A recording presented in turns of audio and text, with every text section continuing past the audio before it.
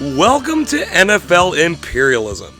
You may have seen this concept floating around YouTube, but I wanted to put my own spin on it by going through every season in the Super Bowl era and hopefully improving upon it. Before we get going, I humbly ask that you consider subscribing to the channel and dinging that bell icon for notifications. This is the channel's primary series, but we do other things as well in both the sports and the entertainment world. We're so glad you're here. Thank you very much. If you're interested in a full thorough breakdown of how imperialism works, feel free to take a look at the first 3 or so minutes of our initial video of the 1966 season. That video is linked on its own in the description below. Right beneath that is a link to a playlist of all completed imperialism videos to date. Otherwise, we're ready to start. We've now arrived at the 1997 season, where after 13 consecutive Super Bowl losses, the AFC finally won the big game, and it was the Denver Broncos, a team that contributed 3 of those 13 losses by a combined 96 points. In their 5th overall Super Bowl appearance, they did finally win themselves a championship. 1997 also brings us a 3rd consecutive season of change on the map. The Houston Oilers are now no more. Love Ya Blue moved a few states over to Tennessee. It won't be for 2 more seasons, though, that they take the Titans name, so they're temporarily known as the Tennessee Oilers. The Broncos became just the 2nd wildcard team to win the Super Bowl and the first to do so in the 12-team playoff era. This after a season where they were clear favorites to win the AFC, only to suffer a massive upset to Jacksonville in the playoffs. With that redemption now complete, they faced the team that they would have faced the prior season, the defending Super Bowl champion Green Bay Packers. Both teams are well positioned to win this season's imperialism, with the Broncos and Packers ranking number 1 and 2 respectively.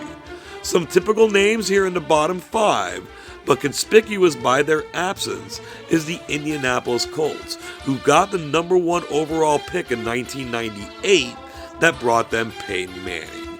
We're ready to kickstart this thing. 1997 imperialism is off and running. We're going to start things right off with a matchup. The wheel's going to land on the Detroit Lions, and they're going to be heading into the territory of the defending, reigning imperialism champion, Green Bay Packers. The Packers lead 21-10 in the 3rd quarter. From the Detroit 45, Brett Favre throws deep to tight end Mark Chmura. He'll make the catch and spin away from the defender, getting into the end zone for the touchdown. The Packers control the game up to this point. They really took it by the throat after that play.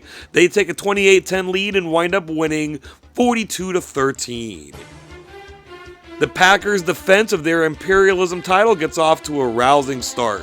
They will take over the Lions' territory and they will notch the first win in 1997 imperialism.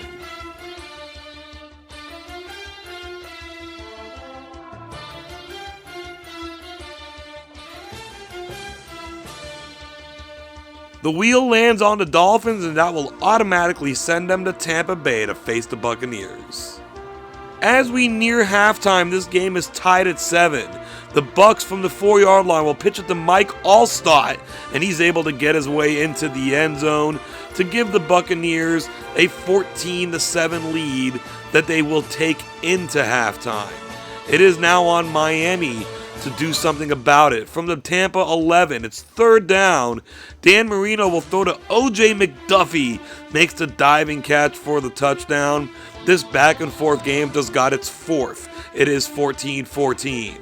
Tampa Bay does nothing with it. Miami, from their own 35, Marino fires to Lamar Thomas, cuts in and picks up some good yardage after the catch. This leads to a field goal. Miami leads 17-14.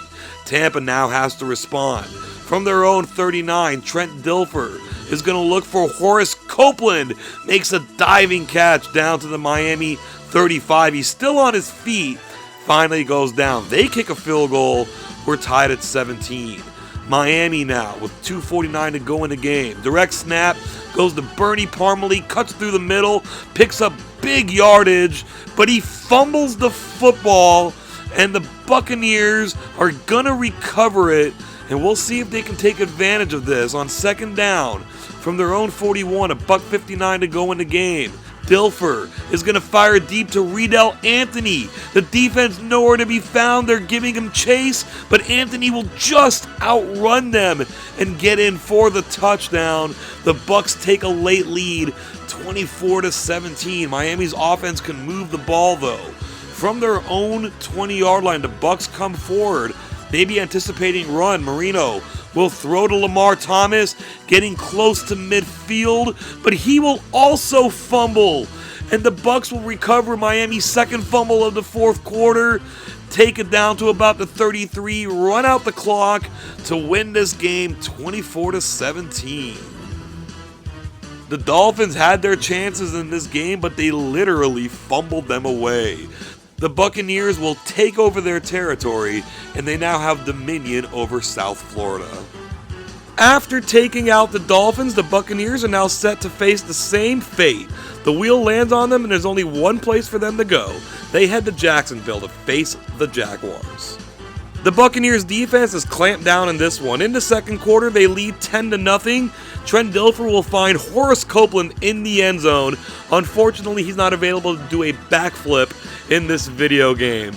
That makes it 17-0. They would later make it 20-0. Jacksonville scored very late to bring us to a final score of 20-7. The Buccaneers come out firing to start 1997 Imperialism. They will take over the Jacksonville Jaguars' land, and for the first time in a while, the entire state of Florida belongs to them.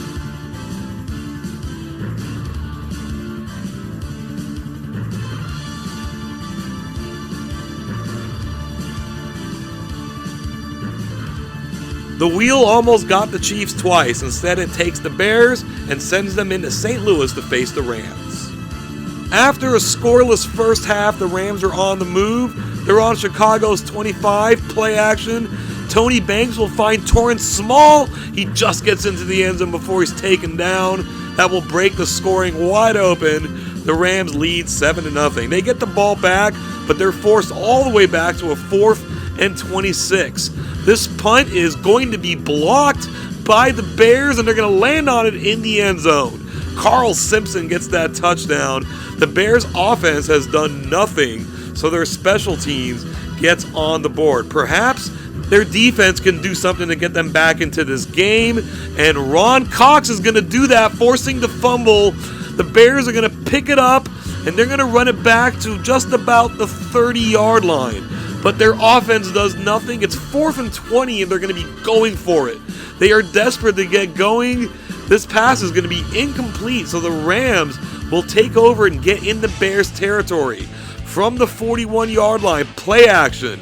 Banks, we've seen this before, going to Torrance Small. He'll make the catch at the 10, running in the rest of the way for the touchdown. 2 big passing plays from the Rams' offense was all they needed. That makes this a 14-7 game. The Bears can do nothing with it. That's going to be our final score. The Rams' defense pitched a shutout in this one.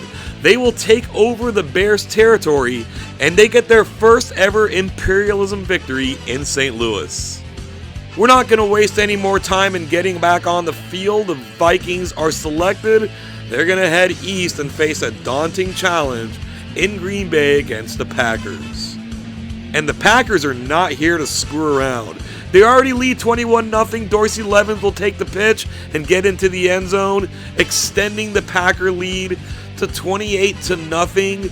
The Minnesota offense could get nothing going, and the Packers are going to take their second victory this season, scoring 42 points both times, but this time getting the shutout, 42-0.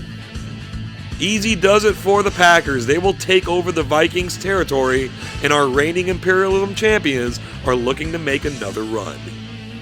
5 teams have now been eliminated. This is very close, but it's just going to catch the Raiders. They're going to head slightly to the northeast into the already expanded territory of the San Diego Chargers. The Raiders come into the fourth quarter with a 21-7 lead. This is going to be a reverse to James Jett, and the Chargers, totally unprepared for it. Jett's going to stroll into the end zone. Touchdown Raiders. They extend to a 28-7 lead. This was the beginning of a big fourth quarter for them. They'll walk away with the easy victory, 42-14. The Chargers simply weren't good in 1997, and it showed. The Raiders defeat them, they will take over their territory, and they now own a good piece of land there in the West.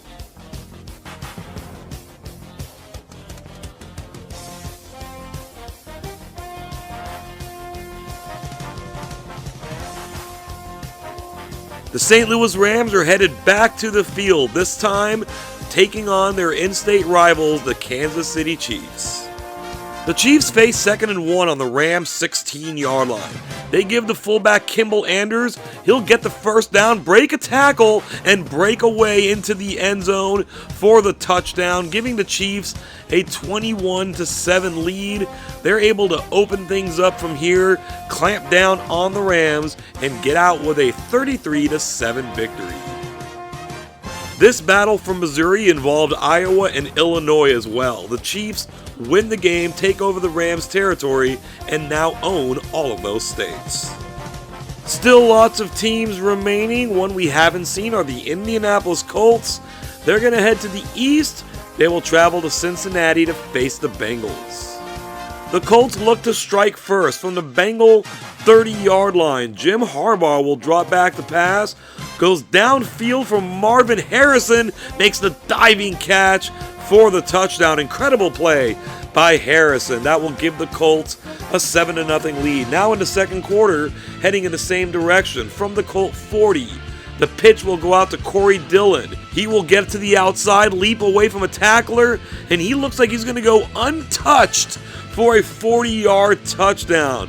Big play by Dillon will tie this game up at 7 apiece. We head to the third quarter. Both teams have missed field goals. It's now the Colts' turn from the Bengal 25. Harbaugh, play action, works to perfection.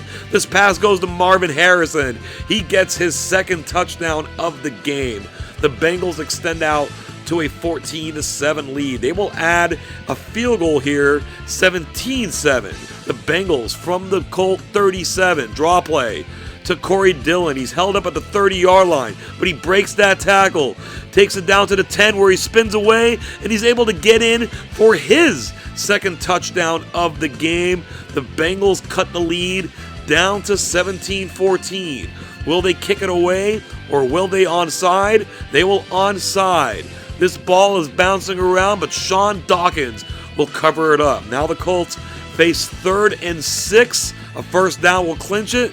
Marshall Faulk up the middle, dives forward, gets that first down. The Colts run out the clock, and they come away with the squeaker, 17-14. The 97 Colts are one of the better 3-13 teams you'll ever find. They go into Cincinnati, win this game, take over their territory. It would be a stretch to call them a threat going forward, but they might be fun to watch. We're going to be keeping things on the field. The Washington Redskins will be heading to the north. They will be taking on the Baltimore Ravens, who once again will be cosplaying as the Cleveland Browns. This game was close at halftime, but it didn't stay that way. Washington leads by 9. At midfield, Gus Frerotte fires deep to Michael Westbrook. He's got enough speed to get past the defense, score this touchdown for Washington. They will extend to a 29-13 lead. They tack on some more in the fourth quarter and run away with this one, 39-13. The invading Redskins get the job done. They take over the territory of the Ravens and now hold dominion over the state of Maryland. Our next game will give us 10 eliminations. The Eagles will look to not be that team. They're going to have to go to Buffalo to face the Bills. Trailing 3-0 in the second, the Eagles are on the edge of the red zone. Both teams make adjustments at the line. The handoff will go to Ricky Waters. Someone's got a hold of him, but he drags his way free and is able to run away for the touchdown. Great individual effort by Waters. The Eagles will take a 7-3 lead. It is now 7-6. Thurman Thomas running back this punt in for the injured Jeff Burris. That ball is loose. The Eagles offensive lineman Jermaine Mayberry is going to pick this up. We need to speed the film up as he runs it back in for the big man touchdown. The Eagles extend to a 14-6 lead. They have the ball again, backed up at their own 8-yard line. Ty Detmer drops back the pass. He's in the end zone. He holds it too long. Bruce Smith comes in for the safety, getting the lead down to 14-8. The Eagles respond with a field goal.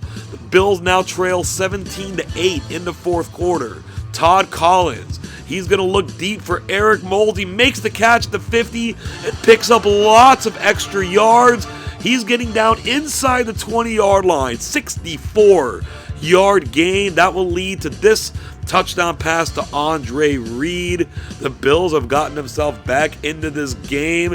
It is 17-15, just a 2-point deficit. The Eagles once again backed up facing 3rd and 22. Play action doesn't fool Ted Washington. A second safety for the Bills. And in the weirdest way possible, they've tied this at 17. On the ensuing free kick, they get it down to the 36. Delayed handoff goes to Thurman Thomas. Goes down the sideline. He's spinning away. They've got a hold of him. They can't get him down. He escapes, and he's able to get in for the touchdown. Buffalo has come back to take a 24-17 lead. Philadelphia has one last gasp in them. They're at Buffalo's 33. Time ticking down. The handoff goes to Ricky Waters. Breaks through up the middle. He's getting down inside the 5. They take him down as time expires. This game turned into a thriller. The Bills win it 24-17. 2 touchdowns, 2 field goals, 2 safeties. A weird way to 24 points, but it gets a job done. The Bills will take over the Eagles' territory, and we are now down to 20 teams remaining. We continue to plow forward. The New Orleans Saints are chosen by the wheel, and they're taking the role of the Houston Oilers by going straight into Dallas to face off with the Cowboys. The Saints have done well to keep it close. It's 9-7 in the second quarter. Dallas leads. This touchdown pass to Michael Irvin will get things opened up for Dallas. The extra point will make this 16-7, and from here, the route was on. The Cowboys cruise to a 30-13 final score victory.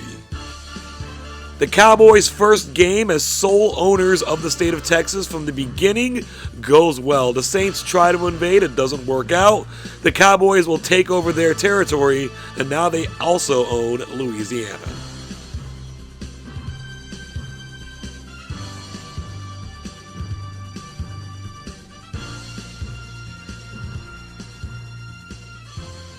We're set for a top 5 matchup. The number 2 ranked Green Bay Packers head to Kansas City to face the number 3 ranked Chiefs. This should be quite a showdown.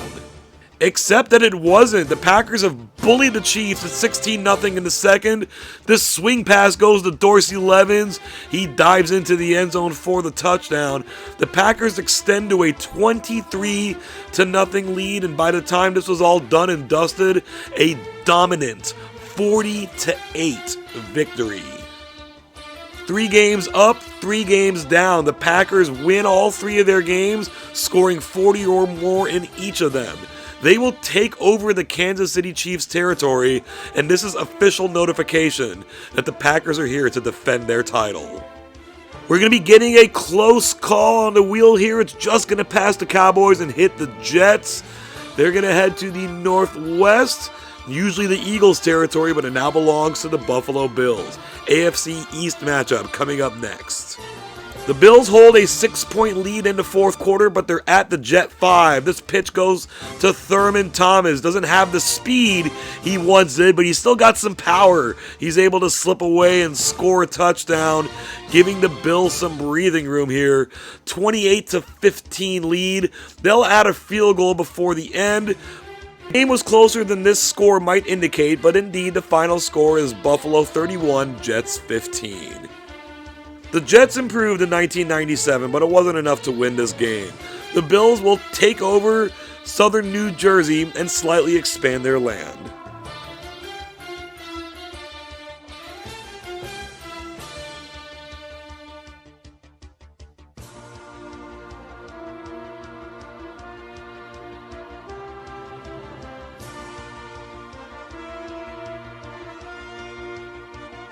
The 49ers will be hopping across the bay to face off with the Oakland Raiders. Oakland trailed by 3 in the third quarter but are looking to take the lead. Jeff George is going to find tight end Ricky Dudley and he will do the rest, scoring an impressive touchdown, putting the Raiders in front 17-14. Now in the dying breaths of the third quarter, the Niners have driven it down to the Raider 9-yard line. Steve Young is going to be looking for his tight end, Brent Jones. Makes a great catch in the back of the end zone. The 49ers retake the lead, 21-17. Now in the fourth quarter, the Raiders are facing a 4th and 13. They're going to be going for it. They're going to run Harvey Williams, and he threatens like he might pick it up, but he doesn't. Big surprise they gave that one up. The Niners will add one more and take this by a final score of 28-17. Curious play calling aside, the Raiders will fall victim to the 49ers. They will take over Oakland's territory, and in this season without Jerry Rice, we'll see how far the 49ers can go.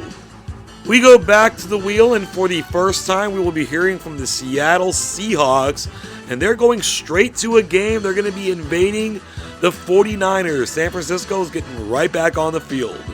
The Niners are down 20-13 as the third quarter is about to expire. And as we saw in the last game, this is Steve Young to Brent Jones time. Yes, second straight game they've scored as the third quarter expires. This time, though, it ties it up at 20 apiece. The Seahawks have driven it down to the 26-yard line. Quarterback Warren Moon will hand this off to Chris Warren. He's going to blow by the defender and get into the end zone for the touchdown. The 97 Niners were carried by their defense. In this Imperialism, specifically in this game, that defense failed them. They allow another touchdown, and the Seahawks go into San Francisco and win this game 34-20. Many may remember that in the 1997 opener, Jerry Rice tore his ACL, made a comeback during the season unbelievably, and then was lost for the season again. This Niner team could have used them.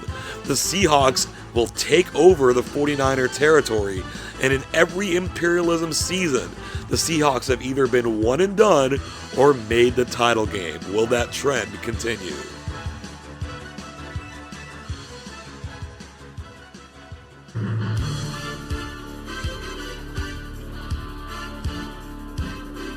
The Buccaneers are locked up in this matchup in Atlanta against the Falcons. With half the field now eliminated, our focus shifts to this game. Tampa has had plenty of opportunities to put this game away, but they've been settling for field goals. 3 of them, in fact. They lead 9-7, but the Falcons from the Tampa 46. Chris Chandler has all day in the pocket, fires across the middle to Bertie Manuel, glides under the ball, makes the catch, scores the touchdown, putting the Falcons ahead 14-9. The offense went into high gear throughout the fourth quarter, tacking on some more and winning this by a final score of 24-9. Tampa came out and won their first 2 games, but couldn't quite get it done against the Falcons. Atlanta will take over their territory, and with the state of Florida added to what they already had, they're looking like quite the threat.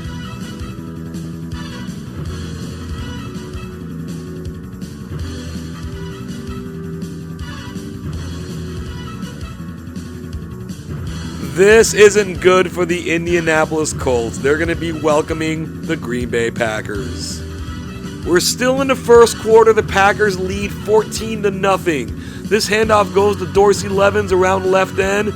Cuts inside Hurdles again. He's looking like an Olympian out there, scoring that touchdown. Spectacular run by Levens, giving the Packers a 21-0 lead. It was 35-0 at the half. The Colts hilariously kick a field goal to avoid the blushes of a shutout, but they go down in this game 42-3. And once again, the Packers put up 40 points, for the third time putting up exactly 42. They take over the Colts territory, and let there be no doubt who the strongest team in the Midwest is.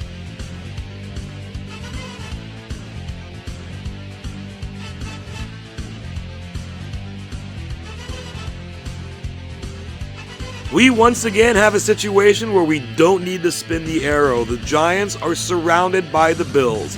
They head to Buffalo. Very little time remaining in the half. The Bills trail 13-0, pinned all the way back. Todd Collins drops back, hangs out in the end zone, and takes the safety, dropping the Bills to a 15-0 deficit. That made them fall apart in the second half. The Giants take this 32-10. After notching 2 safeties of their own in their first game, the Bills fall victim to one in this one. The Giants made the playoffs in '97, but this is still an upset.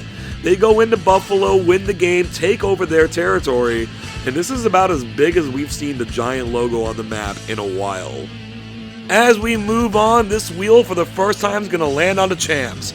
The Broncos are going to head to the southeast. They're going to take on the Dallas Cowboys. Back and forth in the first quarter, we're tied at 7. The Broncos turn from the Cowboy 11. Terrell Davis, he's going to cut it inside, break a tackle, score the touchdown to give the Broncos a 14-7 lead. They're going to add a field goal, and we're going to go into the half. Denver winning 17-7. Dallas is now on the edge of the goal line. In the shotgun, Troy Aikman's going to look for Eric Bjornsson. He'll make the catch, get Dallas back into this game at 17-14. They've now kicked the field goal. We're tied up at 17. Fourth quarter, from the 43-yard line, Terrell Davis goes up the middle, bursts through, breaks a couple of tackles, spins away, and he's looking to get all the way down, but the Cowboys run him down at the 2-yard line. On the next play, 1st and goal, they're going to slip it to fullback Howard Griffith. It fools the Cowboy defense, and Denver's back in the lead at 24-17. The Cowboys have now driven the ball past midfield. 3rd and 3, 2:15 to go. Aikman, he is going to look for Michael Irvin, and it gets knocked away. It's going to come down to 4th down. Again in the shotgun, the Broncos back up the defense. Aikman's going to look for Bjornsson, and that's knocked down as well. The Broncos are able to run it down the rest of the way, and they get out of Dallas with a 24-17 victory. It took until the 19th game to get on the field, but the Broncos' quest to ensconce their Super Bowl win with an Imperialism win has begun. They have taken over the territory of the Dallas Cowboys and are now touching several teams that'll be interested in knocking them out.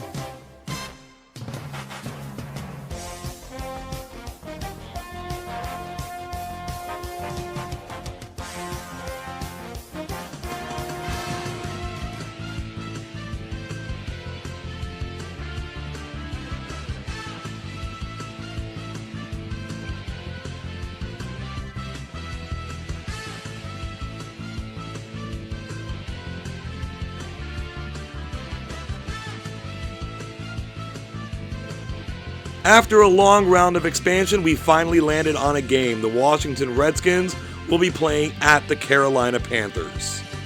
We're scoreless in the first quarter. The Panthers are inside the Redskin 40-yard line. Kerry Collins has all day in the pocket. He holds it, finally lets it go, and Muhsin Muhammad will go up and make the catch for the touchdown. Just as the quarter's about to expire, the Panthers lead 7-0. It's now 7-3. The Panthers have the ball back at their own 8-yard line. Kerry Collins will once again hang in the pocket. This time, Kennard Lang will get in. This is the year of the safety. Another safety here. It's now 7-5. In the second quarter still, the Panthers back at their own 24. Very little time left. but they're going to try something. This pass is off target. Chris Dishman will make the interception with no time on the clock, and he's running it back for a touchdown. What a disastrous play and a disastrous decision by the Panthers. The Redskins take a 12-7 lead. Now in the third quarter, Washington inside the 1. Terry Allen is met by Sam Mills. The ball is out. What a great play by Mills. The Panthers recover in the end zone for a touchback. That's going to give them life. They've driven it all the way down to the 11-yard line. Play action. Throws into the end zone. It's knocked away. With 3.5 minutes to go in the game, they're going to kick the field goal, trusting their defense, which has played phenomenally all game. John Casey from 29 yards out lines it up and puts it through. It's 12-10. Washington runs some clock, but Carolina gets it back. From the 46, the play action is going to release Ray Caruth. He'll make the catch and get down to the 22-yard line, under 30 seconds to go. And they're not wasting any time. They're going to bring Casey out for the potential game winner. This is going to be from about 39 yards out. Casey rushes up to kick it, and he will hook it left and miss. He rushed it. That causes the miss, and the Redskins are going to hold on to win this one, 12-10. The Panthers gave the Redskins every opportunity to win this game, and they did take advantage. Washington will take over Carolina's territory, and by the skin of their teeth, they're still alive. We're down to our final 10 teams. The wheel selects the Falcons. We'll send them to the north, and we're going to get a little history here. The first ever game in Imperialism in Tennessee. The Falcons will be at the Oilers. Tennessee already leads 7-0, and they're in the red zone. Steve McNair will drop back to pass. He's going to find Derek Russell alone in the end zone. That's a touchdown that will extend the Oiler lead to 14-0. The Falcons, with time left in the half, are going to try to close this down somewhat. They've taken it to the 6-yard line. Chris Chandler fires into the end zone to Terrence Mathis. He's able to get the touchdown and breathe life into the Falcons. They're going to go into the half trailing 14-7, but they come out in the second half and move it down to the Oiler 12-yard line. Chandler is going to drop back, look for Burt Emanuel, dives and makes the catch, touchdown, tying things up at 14 apiece. The Oilers, it is now their turn to respond. 3rd and 4 from the Falcon 40-yard line. Facing a lot of pressure, the Oilers pick it up. Pass gets out to Willie Davis. The Falcons are not able to bring him down, and he runs it all the way in for a touchdown. What looked like a jailbreak sack turned into a touchdown instead. Extra point was no good, so it's still 20-14. The Falcons have moved it down to the 21-yard line. Chris Chandler scans the field. He will go to Burt Emanuel. He will make the catch, his second touchdown of the game. And the Falcons will also miss the extra point, so we remain tied at 20. The Oilers have control. 1:20 to go. Handoff around right end goes to Eddie George. He's going to go get a first down and a little bit more. Gets them into field goal range. 37 seconds to go from the 20-yard line. Direct snap goes to Eddie George. The Falcons swallow it up. Henry Crockett forces the fumble, and the Falcons are going to pick it up and run it back. If they can get this pretty far, they might be able to get a field goal. They keep breaking tackles, though. This is Michael Booker taking off. They're giving chase with no time left on the clock. He scoops and scores a walk-off fumble recovery touchdown for the Falcons. They're going to get out of here on that amazing finish, winning this game 27-20. The first ever game in Tennessee will certainly be memorable, but just not for Oiler fans. The Falcons will take over their territory. They're still a year away from their breakout season, but they may be making their move this season.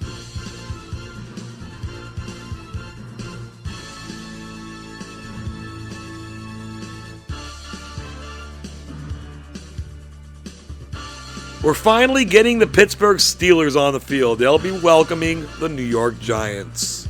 The Giants trail by 7 in the fourth quarter, but they're forcing a punt here from Pittsburgh. Amani Toomer is going to try to run this out from just inside the end zone. Gets it to about the 10 where he's stripped of the ball. It is loose. No one seems to be able to get it, but that is Jerome Bettis picking it up for the Steelers, running it in for the touchdown. That will extend the Steeler lead to 27-13. They'll tack on a field goal, and whatever chance the Giants had went away with that fumble. Pittsburgh wins 30-13. The Steelers waited this long to get on the field, but once they did, they got the W. They will take over the Giants' territory, and we've only not seen the Cardinals and, of course, the Patriots on the field yet.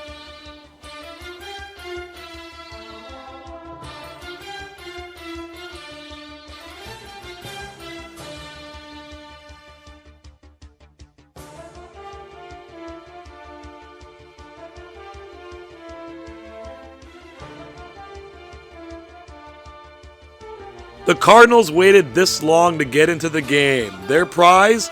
A trip to Denver to face off with the Broncos. Denver has a commanding 24-3 lead in the third quarter. From the 26-yard line, Elway rolls out, finds Terrell Davis on the screen pass, and he does Terrell Davis things, breaking and avoiding tackles and getting into the end zone to give the Broncos an even larger 31-3 lead. And hey, look, this game was actually tied at the end of the quarter, 3-3. It did not end that way. The Broncos completely poured on, winning this game 59-9. The Cardinals held out as long as they could, but they couldn't stay off the radar forever. The Broncos take over their land as a result of that epic butt kicking. We're getting closer and closer to the end here. The Steelers are chosen on the wheel. They're going to head east, and that is finally going to bring the New England Patriots onto the field. A close to the vest defensive battle in the third quarter. The Steelers lead 7-3. Cordell Stewart's looking downfield to Charles Johnson. He breaks through into the end zone. That was the first play of this game, over 25 yards, and it was nearly 50. The Steelers get ahead 14-3. Their defense carries it the rest of the way. They come out with the easy 24-3 victory. Well, easy in a sense. The Patriots did put up a fight, but the Steelers defense was too strong. They will take over the Patriots' territory, and we now have 6 teams remaining, all of whom have won at least one game. We go back to the wheel, and it's going to be landing on the powerhouse Packers. We're getting a photo finish here. That arrow is just going to clip the top of the Atlanta Falcons' territory.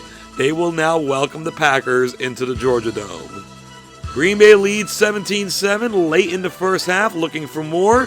The pitch goes to William Henderson. He's known for power. And how about dragging a dude 8 yards into the end zone for power? That'll make it 24-7. That puts the Packers on pace for another 40-point game. And they get that 40-point game, easily handling Atlanta 44-7. After winning 1996 Imperialism, the Packers have not slowed down. In fact, they may have picked it up a notch. They take over the Atlanta Falcons territory, and they're now slicing in between the 4 other teams that remain. Are we heading west or are we heading east? We're going to go west for the Broncos, and they're going to continue westward and go to Seattle to face the Seahawks. Denver trails in this game 21-20 early in the fourth quarter. Facing a rush, Elway gets rid of the ball. Rod Smith dives, makes the catch, somehow didn't cross the goal line. But here on the next play, Howard Griffith's going to get in. The Broncos take their first lead of the game, 27-21. Seattle's been scoring in this game. Can they do it again? They're facing 3rd and 20 from their own 10. Neil Smith breaks through, got Warren Moon in the end zone. Not a safety this time. That ball's loose. It's recovered, and at some point they say Smith was in the end zone with the ball. Touchdown Broncos. They extend to a 34-21 lead. Seattle scores very late to make this a 34-28 final. As mentioned earlier, in any other Imperialism that the Seahawks didn't go one and done, they made it to the title game. That streak got broken here. The Broncos trailed 14-0 at one point in this game, but came back and won it. They take over Seattle's territory, and they are the pseudo-champions now of the West. The wheel went west last time, going east this time. The Steelers are chosen, but they will attack toward the Central. That's going to hit the territory of the Green Bay Packers.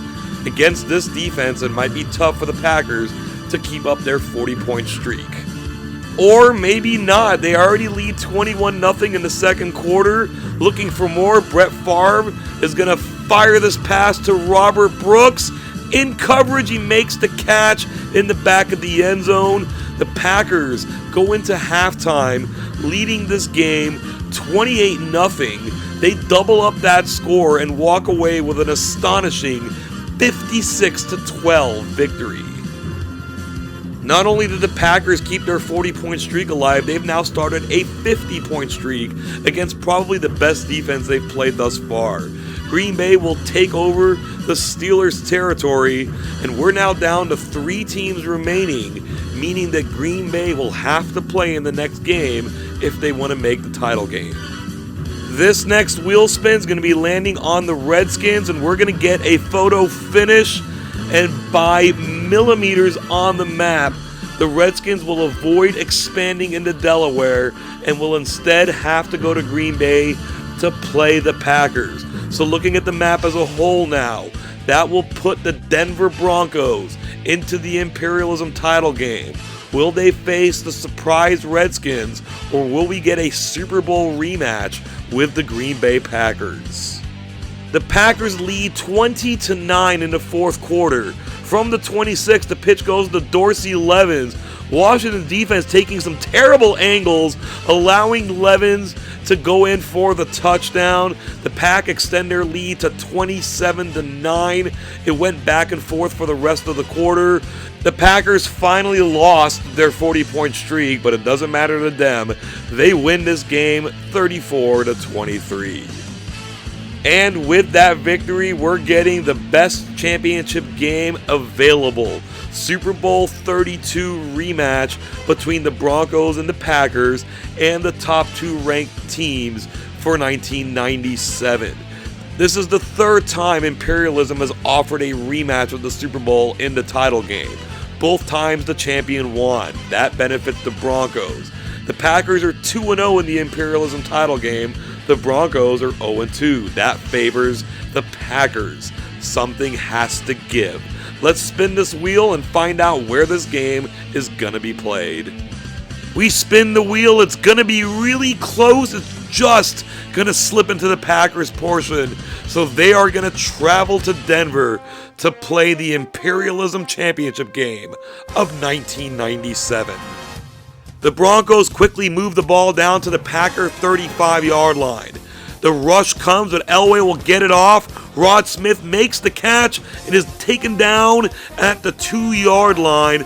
He will get his flowers on the next play. Elway finds Smith in the back of the end zone to give the Broncos a quick 7-0 lead. The defense steps up and gets the ball right back for them.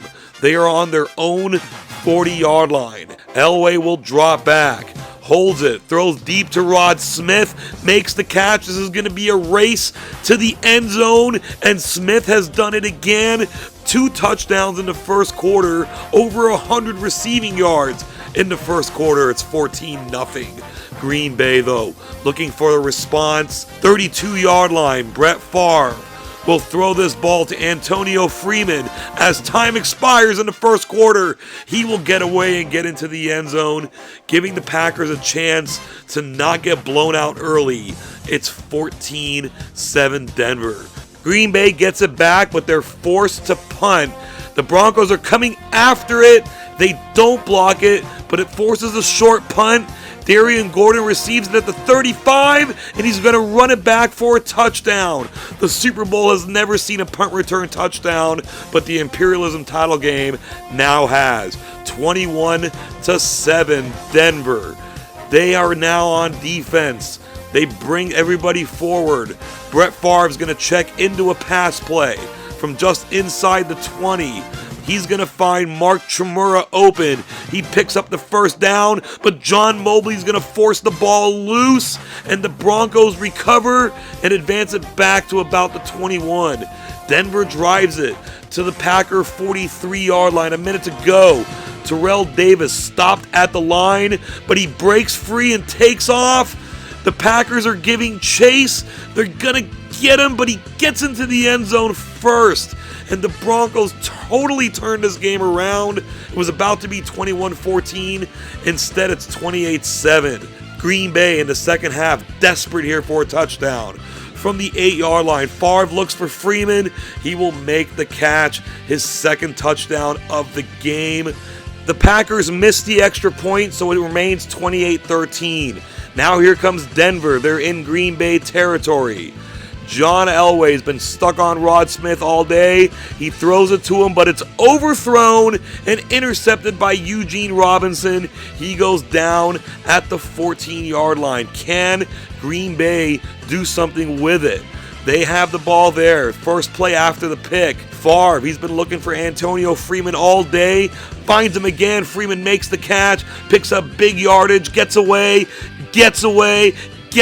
again, and this is going to be an 86-yard touchdown. The third touchdown for Freeman on the game, and the Packers are going to make up for that extra point by getting this 2-point conversion. It's 28-21.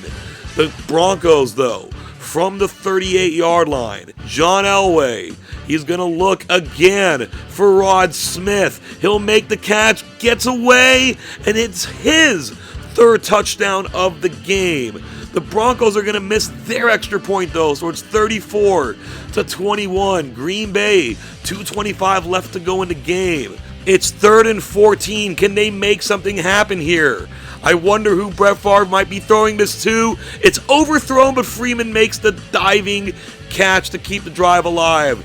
On second down now, from just inside the 11, Dorsey Levens takes the handoff. He escapes a couple tacklers and will score this touchdown. The Packer comeback is almost complete. 34-28. They're going to need this onside kick. Ryan Longwell will lay it down, but Shannon Sharp is going to cover that ball up. The Broncos will kick a field goal, and they will escape with a 37-28 victory. For the 10th time, the Imperialism champion is the same as that season's Super Bowl champion. And for the 3rd time, that victory was attained over the same team as in the Super Bowl. The Packers could not repeat. The Broncos ending years of frustration as they did in real life by finally capturing the Imperialism title. It happened in 1966, our first season. Then it happened in 1973, our 8th season. It took until 1997, our 32nd season, before it happened again. The Imperialism title game was the same as the Super Bowl. The Broncos beat the Packers by 7 in Super Bowl 32, and they beat them by 9 in the Imperialism title game. About as close as it gets. The 1997 Broncos were a well-oiled machine. On offense, John Elway is the most famous name. Terrell Davis was the Super Bowl MVP, but the O-line was the best in the league. Hall of Famer Gary Zimmerman was in his final season, but still in peak form while leading the way at left tackle. Defensively, they signed Neil Smith and Darian Gordon as the final pieces to a talented squad that already included the likes of Bill Romanowski and Hall of Famer Steve Atwater. They weren't exactly a shutdown defense, but they were opportunistic and they made stops when they needed to. Scoring in 1997 was among the highest on record in Imperialism, due in no small part to the Packers' offensive rampage. Some closer games emerged in the second half of games, culminating in the championship game that almost saw a comeback for the ages by Green Bay. The Broncos did all their damage during this portion, including a 59-point explosion against Arizona, leading to their 4-0 record for the season. Green Bay notched more wins with 7, but with their loss in the title game, they have to settle for second spot. No one else got more than 2 wins, but several got exactly 2. In the overall records, the Cowboys, 49ers, and Vikings continue to approach 60 wins, but they haven't gotten there yet. The top 17 teams in the standings now have won at least one Imperialism, with the Colts' 22 overall wins, the most among non-winners. Thank you for making it to this point in the video. We had an exciting championship game for you in this one.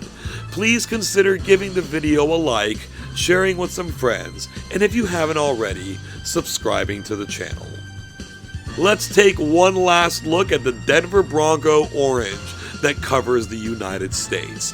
They repeated as Super Bowl champions in 1998 and will look to do the same in Imperialism 1998, which we will be bringing you soon.